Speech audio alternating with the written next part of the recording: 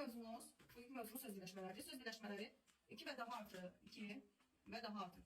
Müstəqil leksik mənalı sözün. Müstəqil leksik mənalı sözün. Məna və qrammatik cəhətdən birləşməsinə deyilir. Məna və qrammatik cəhətdən birləşməsinə deyilir. Deməli, uşaqlar, biz burada nəyə diqqət edirik? Mənim söz birləşməsi əmələ gətirə bilməyim üçün mənə minimum 2 dənə müstəqil leksik mənalı söz lazımdır. Müstəqil leksik mənalı söz dedikdə nə nəzərdə tutulur? Əsas nitq hissəsi nəzərdə tutulur. Deməli, oldu dildə desək, söz birləşməsinin əmələ gəlməsi üçün bizə minimum 2 dənə əsas nitq hissəsi lazımdır. Və həmin əsas nitq hissələri məna və qrammatik cəhətdən birləşdikdə söz birləşməsi yaradır. Məna cəhətdən birləşmə nə deməkdir? Uca bir dağa baxıb alçaq təpə deyə bilməzsən. Ağ lövhəyə baxıb qara lövhə deyə bilməzsən. Bu məna cəhətdən əlaqələnməni pozur. Qrammatik cəhətdən isə qələm, qab deyənməzsən, qələmin qabı deyərsən, kitab üz deyənməzsən, kitabın üzü deyərsən. Yəni şəkilçilər, hissəciklər qəbul edərək bir-birindən əlaqələnməsi nəzərdə tutulur. Söz birləşməsinin 2 tərəfi olur. Birinci tərəf və ikinci tərəf. Söz birləşməsində birinci tərəfə deyilir aslı tərəf, ikinci tərəfə deyilir əsas tərəf. Uşaqlar, bax məsələn, belə bir nümunəyə baxaq. Deyirəm uca bina. Uca burada aslı tərəfdir, çünki birinci gəlibdir. Bina burada əsas tərəfdir, çünki ikinci gəlib. Bəzən uşaqlarda sual meydana çıxır. Müəllimə, 3 və daha artıq sözdən ibarət olarsa, o zaman necə olacaq? Məsələn, Füzulinin gözəl əsərdədir. Lap 5 dənə söz olsa fərq eləmir. Ən axırıncı söz adlanır əsas tərəf. Yerdə qalanlar isə gedir aslı tərəfə. Yerdə qalanlar isə gedir necə tərəfə? Aslı tərəfə. Sonra uşaqlar gəlirik nəyə? Əsas tərəfin ifadə vasitəsinə görə söz birləşməsinin növlərinə keçməzdən əvvəl quruluşca növlərini demək istəyirəm. Söz birləşməsinin quruluşca növləri. Quruluşca növləri 2 cür olur. Söz birləşməsinin quruluşca növləri. Quruluşca növləri 2 cür olur.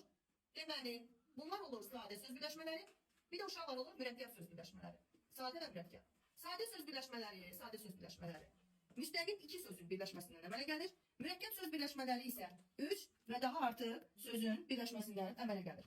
Deməli, söz birləşməsi dedik ki, sadə və mürəkkəb olur. Sadə, aşağısına yazıram 2 müstəqil söz, yəni 2 əsas nitq hissəsi. Müstəqil söz yazan kimi, ya da müstəqil leksik mənalı söz yazmaq əvəzinə, gəlin qısaca yazaq ki, 2 əsas nitq hissəsi. 2 dənə əsas nitq hissəsi varsa, bu sadədir. 3 və daha artıq əsas nitq hissəsi varsa, bu mürəkkəbdir. Əsas nitq hissəsi. Məsələn, deyirəm ki, göy, qələm. Göy nədir? Sifət. Qələm nədir? İsim. Mən gözəl balam. Sifət üstə gəl isim. 2 dənə əsas nitq hissəsi. Oldu sadə söz birləşməsi. Bir də deyirəm ki, məsələn, Nərminin göy qələmi. Nərmin isim, göy sifət, qələm isim. 3 dənə söz olduqda bu zaman olur mürəkkəb söz birləşməsi. Burada uşaqlara davam edirik. Bir də bir məqama toxunmaq istəyirəm. Çox vacib bir məqamdır. Köməkçi nitq hissəsi söz birləşməsi yaratmır. Yəni, məsələn, bir dənə əsas nitq hissəsi olsun ana, bir dənə də köməkçi üçün söz olsun. Biz bilirik ki, ana isimdir, üçün qoşmadır. Bir əsas bir köməkçi nitq hissəsindən söz birləşməsi yaranmaz. Çünki söz birləşməsi yaratmaq üçün mənim ən az 2 əsas nitq hissəsinə ihtiyacım var. Amma burada cəmi bir dənə əsas nitq hissəsi var. Ona görə anam üçün söz birləşməsi deyil. Amma bu o demək deyil ki, söz birləşməsi yaratmırsa köməkçi nitq hissələri heç ümumiyyətlə işlənə bilməz. İşlənə bilər söz birləşməsinin tərkibində. Məsələn, uca bina, hansısa 2 əsas nitq hissəsi olsun, uca bina. Bu artıq onsuz da bir dənə sifət, üstə gəl bir dənə isim. Yəni mən burada 2 dənə əsas nitq hissəm hazırdır, söz birləşmə var. Qarşısına gəlsin ən ədatı artırılsın, daha ədatı artırılsın, problem deyil. Ən uca bina, daha uca bina. Yəni söz birləşməsinin tərkibində köməkçi iştirak edə bilər, burada bilər. Amma yarada bilməz, bəli. Yaratmasında, yəni yaranmasında iştirak edə bilməz. Əsas tərəfinin ifadə vasitəsinə görə söz birləşməsinin növləri. Yada salırıq, əsas tərəf söz birləşməsinin sonuncu tərəfinə deyilir. Əsas tərəfin ifadə vasitəsinə görə söz birləşmələri ismi birləşmə və fiili birləşmə olmaqla 2 yerə bölünür. Neçə yerə bölünür? 2 yerə bölünür. İsmi birləşmə və fiili birləşmə. İsmi birləşmələrin, baxaq görək, əsas tərəfləri nələrlə ifadə oluna bilər? Əsas tərəfi isim, sifət, say, əvəzlik, zərf, İsimləşmiş məzdər, isimləşmiş feili sifət, bunlar da ifadə oluna bilər. İsimləşmiş feili sifət, bunlar da ifadə oluna bilər. Məsələn, gəlin bir dərsinə baxaq. Əsas tərəfi ifadə olunsun isimləşmiş məzdərlə. Deyirəm ki, onun oxumağı. Biz bilirik ki, oxumaq sözü nədir? Oxu sözün kökü maq məzdər, bu nəşə keçisidir, mənsubiyyət. Mənim məzdərim mənsubiyyət şəklisi qəbul edib neynədir? İsimləşdir. Əsas tərəfim isimləşmiş məzdərlə ifadə olunursa, bu necə birləşməlidir? İsmi birləşmə. Fiili birləşmə. Əsas tərəfi feilin təsdiqlənməyən formaları ilə ifadə olunur. Fiilin təsriflənməyən formaları ilə ifadə olunur. Fiilin təsriflənməyən formaları ifadə olunur. Qeyd edirik məzdər. Yox, isimləşmiş məzdər idi. Bu normal məşğul məzdər. Feili sifət, feili bağlama. Bax məsələn. Evə gəlmək. Əsas tərəflərini ifadə olunur məzdərlə. Deməli, feili birləşmədir. Dərs oxuyanda. Oxuyanda anda nədir? Feili bağlama. Əsas tərəf feili bağlama ilə ifadə olunsun, deməli feili birləşmədir. İsmi və feili birləşmələr də bu qədər. Biri var təyini, bir də var qeyri təyini. İsmi birləşmələr ikiyə ayrılır. Təyini birləşmələr, bir də qeyri təyini. O qədər ağlatdı qeyri təyini. Elə təyinin özü də. Gəlin baxaq. Aslı tərəfi, onun əsas tərəf hər ikisində isim, sifət, say, əvəzlik, zərf, yəni adlar ifadə olunur da. Yəni ikisini də tapdın ki, əsas tərəf, sonuncu tərəf, isim, sifət, say və say ifadə olunur. Demək ismi birləşmədir. Bəs təyini və qeyri təyini olduğunu eşitdik bacı. Qeyri təyinin söz birləşməsini aslı tərəfi, ismin, adlıq, yönlük, yerlik və çıxışlı hallarında olur və çıxışlı hallarında olur. Yəni dərsi yazaq. Məsələn, vətənə sevgi. O dəqiqə əsas tərəfə baxıram. Sevgi nə? Sevgi. Əsas tərəf ismi ifadə olunur. Deməli ismi birləşməli.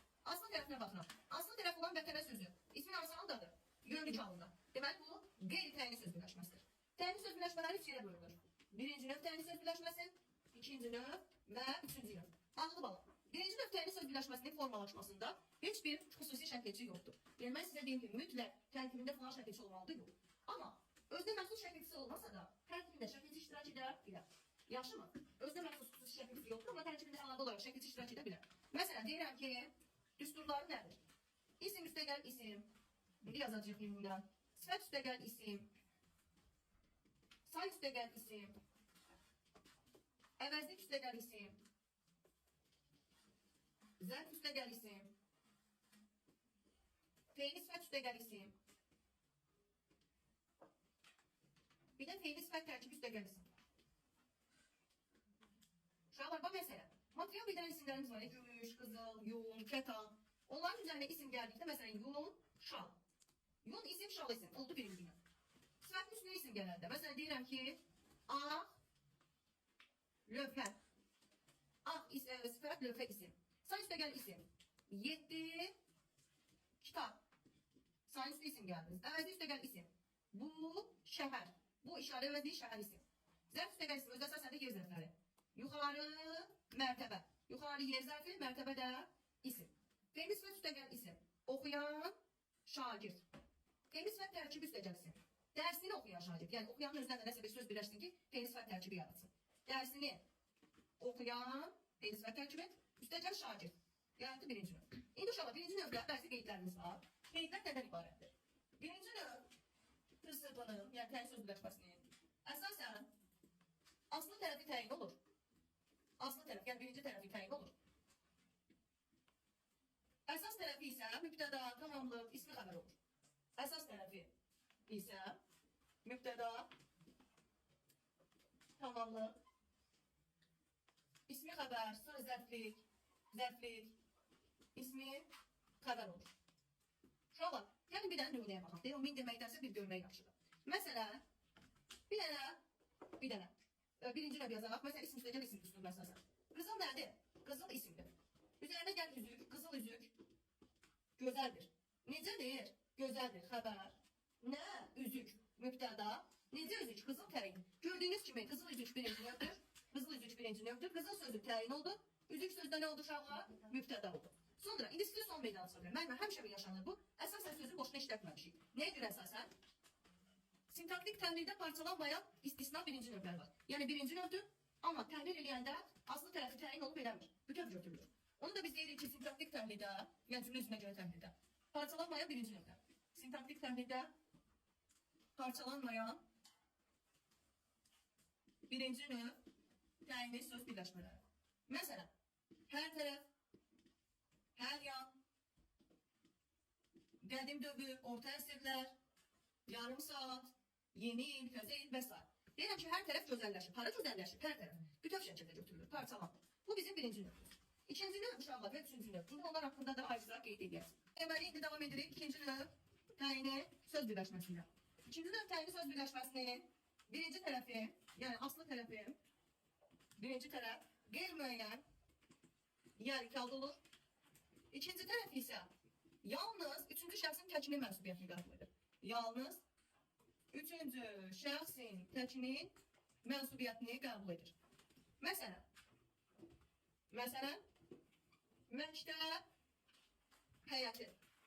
Uşaqlar, məktəb sözü məktəbin həyəti. Birinci tərəfdə ın üstü 4 olmasa da, biz bilirik ki, bu hansı haldadır qeyri-müəyyən gəlir. Onun həyəti deyirəmsə, onun həyəti neçənci şəxsin təkinin mənsubiyyətidir? Üçüncü şəxsin təkinin mənsubiyyətidir. Uşaqlarda sual meydana çıxır. Müəllimə, məktəb həyəti ikinci növ. Bəs üçüncü növ necə olur? Üçüncü növ çox rahatdır. Üçüncü növ təyin söz birləşməsində isə, ikinci növdə birinci tərəf qeyri-müəyyən gəlikdir. Burada isə birinci tərəf müəyyən gəlikdir. Birinci tərəf müəyyən gəlik.